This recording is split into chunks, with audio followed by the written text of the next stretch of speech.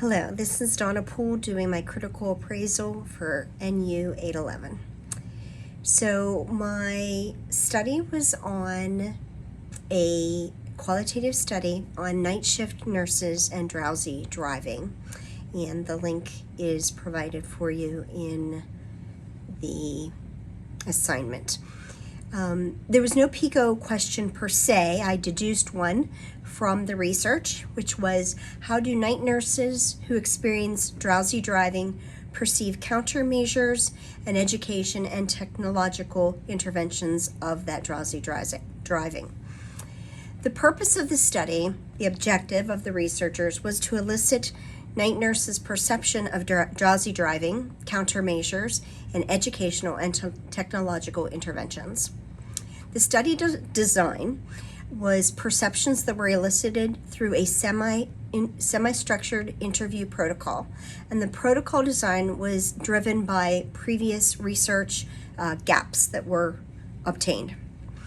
Questions focused on 4 topics that they came up with: the subject's perception of drowsy driving, current practices and methods to mitigate drowsy driving during the shift and commute, 3, preferences and expectations for training on drowsiness management, and 4, preferences and expectations for technological mitigation. For the general description of study, the research question or hypothesis, again, I gave you what I thought was probably the PICO question. There was no hardcore hypothesis, because the aim of a qualitative research paper is to increase knowledge on the topic. Our Melanick book states that qualitative research balances scientific knowledge gained through empirical research with practice-generated evidence and theories in clinical decision-making, and is part of the work of expanding the concept of evidence. So different than quantitative. The study aims, again, the research study was done to fill in the gaps of knowledge previously obtained from earlier research on drowsy driving, with the overarching goal to mitigate drowsy driving among night shift nurses using effective and evidence-based methods, including technological interventions. Under the title of Sampling Techniques, Sample Sizes, and Characteristics, it was the sampling techniques was at the Texas A&M. It was Texas A&M University did the research, but it was done at a hospital, a large urban hospital in Texas. And the sample size was 30 frontline nurses. They were a 12-hour night shift nurses. They were voluntarily recruited. No nurses refused to participate or dropped out of the study, and more on that going forward. The standard working week for these nurses consisted of 3 shifts in a 2-day, 1 day off, 1 day on pattern. The exact weekly schedule varied among the nurses. They worked different days of the week and varied the amounts of consecutive shifts. Both genders are represented in the study, with 33% of males participating and 67% females, which is like national average. Males, it's about 10% in nursing and 90% females. The mean age of the participants was 36.1 years old, and national average for nurses are 43, so it was close to that. There was a few ethnicities represented in the study, with the highest being Asian at 50%. There were 26.6% blacks and 16.6% white participants. That was different than the national average for nurses. Again, in this study, it was mostly Asians, then African Americans, and then Caucasians. And in the national statistics for nursing, it's actually inversely proportional. It's more Caucasians, African Americans, and then Asians. So it was kind of different. The major variable studies, the independent variables, were these 30 frontline 12-hour night shift workers who voluntarily completed this research study. They completed it on a one-time only audio recorded semi-structured interview, which was guided by the research gaps, the questions were. The interview took place following a 12-hour shift, so it was done in the morning following a 7 p to 7 a shift, and only the nurse participant and the interviewer were in the room. It was just those two. The dependent or outcome variables included that once in the fieldwork, interviewers were thoroughly completed by looking for themes by independent listening, analyzing, and coding the nurse participants' semi-structured interviews, aka the responses, the themes. After this, the coders came up with other themes, and again, more on this in a minute. And the variable analysis used, since this is a qualitative study, there was no variable analysis. It was an investigation fueled by gaps in research data on drowsy driving. Going on to the rapid critical appraisal questions for qualitative evidence under the title of validity. Are the results of the study valid? In other words, trustworthy and credible. As we know, validity is knowing if the study results were obtained by sound scientific methods, the research process, and if there were any biases or confounding variables or distortions. And in qualitative studies, validity and credibility are used interchangeably, and it demonstrates accuracy and validity through such things as documentation of the researcher's actions and opinions and validity. At the end of the report, there were found to be no conflicts of interest, and it was valid and trustworthy according to the data. Selection bias, again, breaking up validity. If you break it up into selection bias, participants were recruited by mass emails and paper flyers across the Texas hospital campus. And I'm going to deduct that this study was a purposeful sample because it intentionally sought out a selection of a certain type of people, which was night nurses. The participants were not assigned control or study groups. Again, this is a qualitative study, so there were no comparisons being done. This accounts for no contamination of groups. Also, there were no gatekeepers in these groups. There were no measurement biases because in, again, qualitative studies, we don't have calibrated devices. We're just mostly trying to gain information. And as far as recall biases, recall biases could possibly have happened. As the interview is asking the night nurse to recall drowsy driving experiences, the nurse may have poor recall of events due to them trying to seek out an explanation for their driving accidents.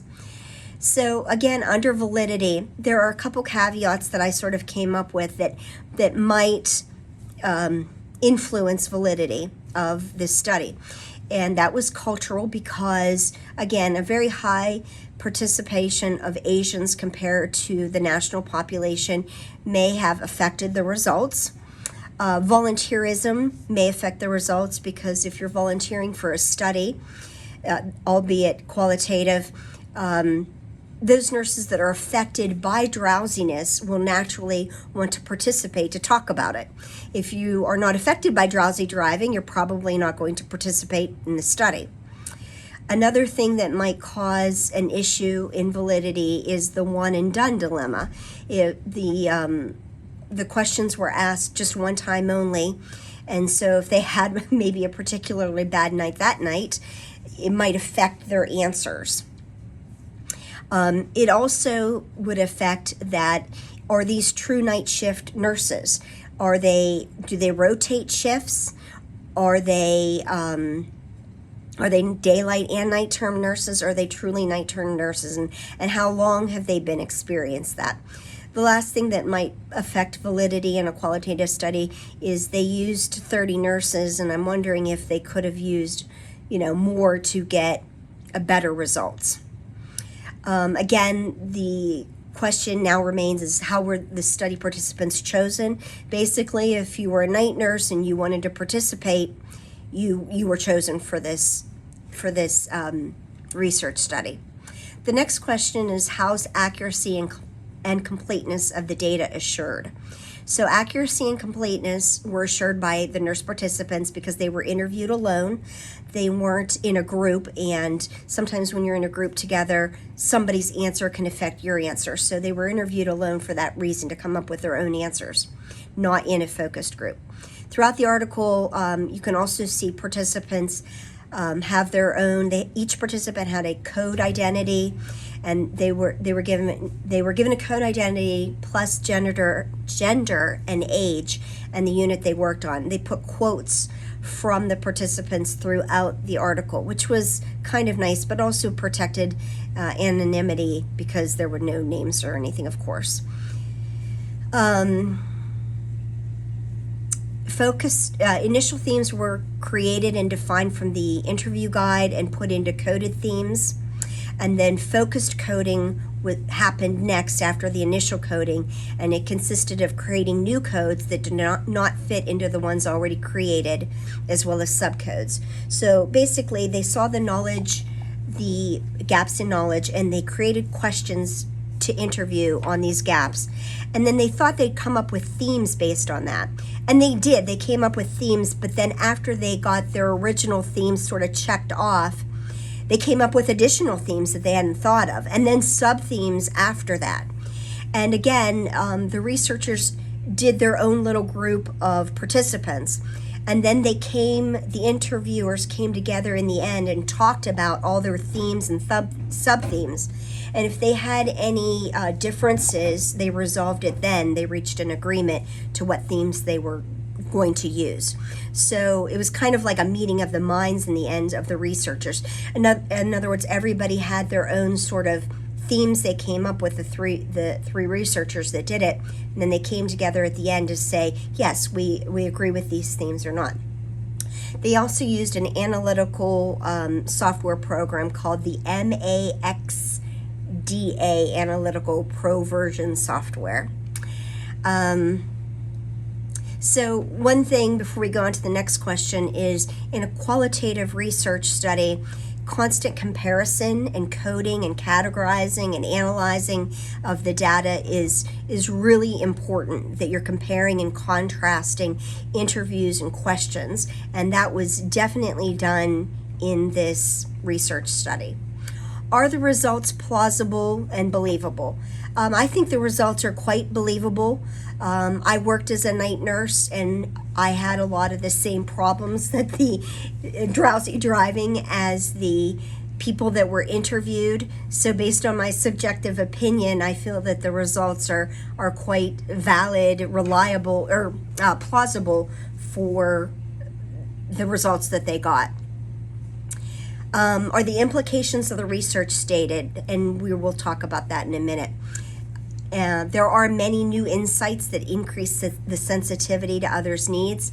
I feel like it really truly does. There's a huge problem. This is a huge problem, night shift nursing and driving home. It's a problem that's not talked about too much, and so getting it out in the open, sensitivity is increased, and the public sees that this is a problem. Not just public, but public as far as just the nursing population, that this is a true issue that's again a lot of times swept under the rug. And I think that was one of the goals of the author too, to increase awareness of this problem, as well as technological interventions for drowsy driving. Next question is, my understanding enhances situational competence. And to understand situational competence, we can look at Steve Covey's The 7 Habits of Highly Effective People. And one of the things that he says in this is to seek first to understand and then be understood. And I think that is a good quote. I'll say it again: seek first to understand, then to be understood. That's a really good way to describe qualitative research, that we understand other people's perceptions. So the effect that it has on the reader, it definitely has an effect. Again, it brings it out into the open. And it's the next question is the reader imaginally drawn into the experiences? Absolutely. I was a reader. I was drawn in. Again, I've been there, so I definitely stepped right back into the shoes and right behind the wheel of the nurses that were talking. I totally commiserated with the problems they had driving home and being so sleepy. It put me right there. Again, after all, a qualitative research study is an in-depth understanding of the human experience and its context, and this study did have that. As far as reliability, the results of the reliability, there were 6 themes and 15 sub-themes. The themes included drowsy driving experiences, existing countermeasures, social influences, barriers, and educational programs, as well as mitigation technology perspectives. They found that the night nurses exhibited a high degree of readiness for education and in-vehicle technological interventions to help mitigate drowsy driving. Next question is, does the research approach fit the purpose of the study? Well, again, the purpose of the study was to truly understand the night shift's perception of drowsy driving and the countermeasures and educational and technological interventions, which it did. It also wanted to, the objective was to mitigate drowsy driving among night nurses using effective evidence-based methods, including technological interventions, which it really did not. It talked about it. It talked that the nurses had readiness, that they wanted interventions. They were ready to hear it and listen about it, but it really didn't teach the nurses any new ideas to mitigate driving drowsy, which was a little disappointing. It didn't educate. How does the researcher identify the study approach? From the beginning, there's no disguise in this presentation of the article. It's called a night shift nurse and drowsy driving qualitative study. So it's identified in the title as a qualitative study. Are language and concepts consistent with the approach? Certainly is. Melnick states it is important for clinicians to gain the knowledge and ability and required to appreciate qualitative studies as a source of evidence for clinical decision making. So we should appreciate qualitative studies. I think there's so many quantitative ones using data and statistics, and qualitative studies don't necessarily use statistics. They use the art and science and perception of the person to bring other people's perceptions of them, that they can understand them. Are data collection and analysis techniques appropriate for the data collection? Actually, I talked about this already, how they came up with themes prior to the interview, and then after the interview, they broke down those interviews, they pieced them into the themes, and then they found more themes and sub-themes, and then came together with the other researchers in the group. And if they had any questions or whatever, they talked about it then, that they were all on the same page. Is this significant, or importance of the study explicit? Explicit is clearly stating in detail, leaving no room for confusion or doubt. And I definitely agree that this article has significance, and that it states the purpose and the reason why they did it is to get other people to understand the night shift nurse dilemma of drowsy driving. And that was the overarching goal of this.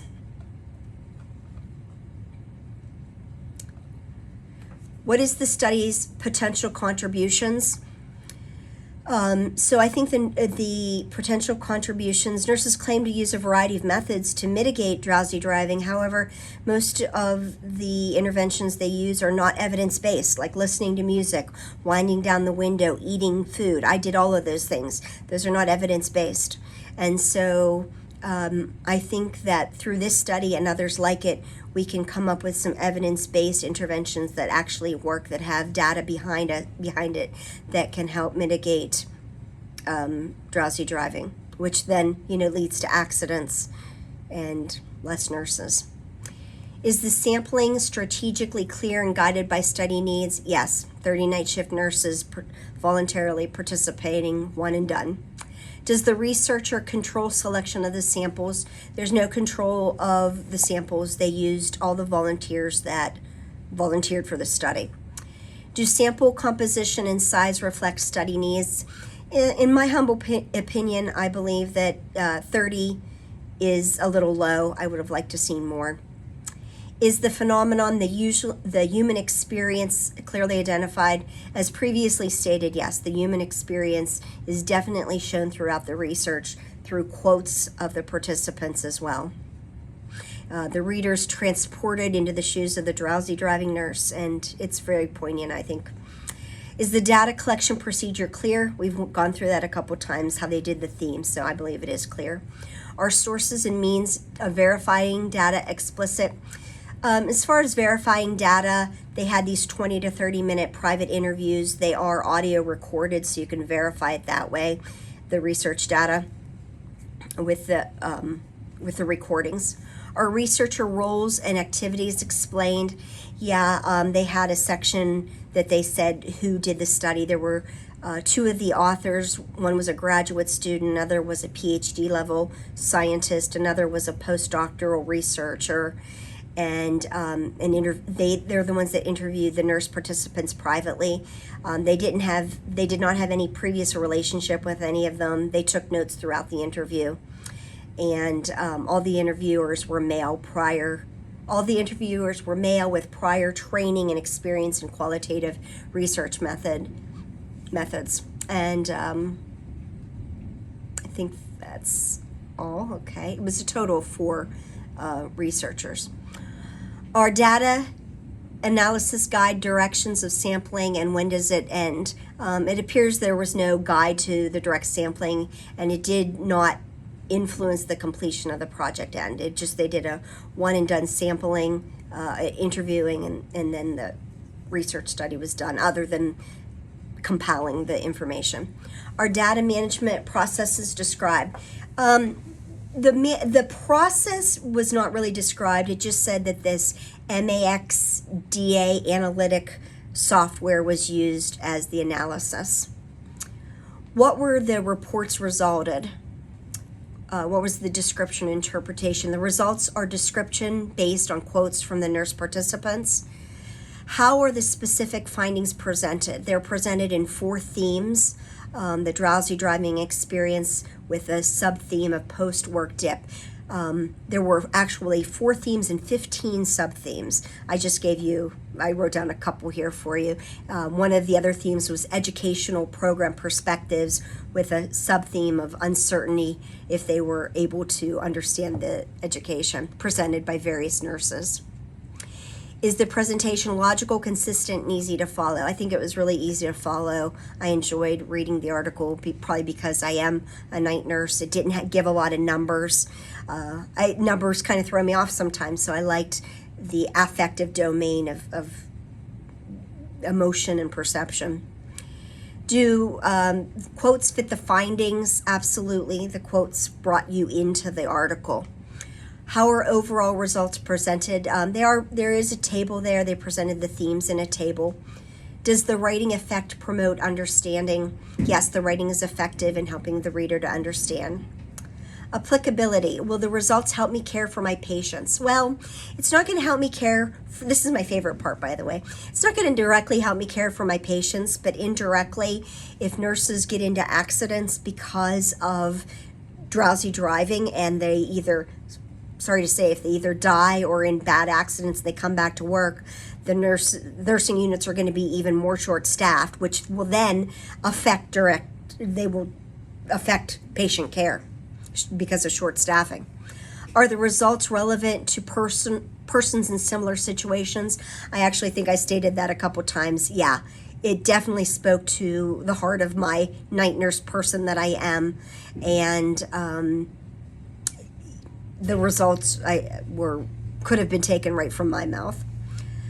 Are the results relevant to patient values or circumstances? hospital patients need 24-hour care, and that requires a night shift nurse. That requires someone being there all night. So the value of said night nurse is one that the patients and hospital systems rely on people that work night term, because it's a 24/7 job. How may the results be applied to clinical practice? Again, these are some of my favorite sections here. The article did not reach a hard and fast conclusion or solution to the problem of drowsy driving. No solutions, just information. It did report that many nurses use non-evidence-based interventions, such as listening to music, talking, taking breaks from driving to stay awake. In clinical practice, the hospital could provide the needed education for the nurses on true evidence-based interventions for drowsy driving, such as caffeine and bright lights, they say, help with drowsy driving, bright light exposure. Also, the education on in-vehicle technology. Nurses were highly interested in learning about in-vehicle technology, like things that buzz and beep, what it detects, like videos that detect your eyes from closing, as they use in other industries like truck drivers use. How would this study result in your practice to make a difference? I think I've discussed how it would make a difference. And if it does make a difference, how? This study brought to light the problem of drowsy driving after working the night shift for a nurse. It's one thing to reach the phenomenon and make it real, and it's quite another to dig deeper and look for solutions to the problem, which this article only touched on that. It's like, here's the problem, but we don't have the solution yet. So that was a little disappointing. Again, not a lot of solutions, evidence-based solutions. Finally, I'd also like to, if I had my way of what would you do with this, I'd like to do further studies on night shifts. I would like to learn of that problem more and dive into letting nurses take naps at night on the shift, that, hospitals would allow that. I think that would help with the drowsy problem, and that's a research study in and of itself. Like I said, I was on a personal note. I really liked the article. It spoke to me. I think it was valid and reliable. I think it's an article whose time has come, and I think that we need more articles like this, and to even go off on tangents on it. Like I said, napping at night. There's been plenty of times when I worked the night shift that I was driving home, and I made it all the way to my garage 50 minutes away, and I couldn't walk from my garage into the house. I was just too exhausted. Or I crossed over the yellow line or the white line, that I haven't gotten into bad accidents. So this really spoke to me, and I think it would speak to a lot of other people. And again, I think it's a problem that needs some research done with it. So in conclusion, thank you so much for listening. And if you have any questions, or if you learned anything from my talk, please put it in the comments, and have a great day. Have a great weekend. Thanks.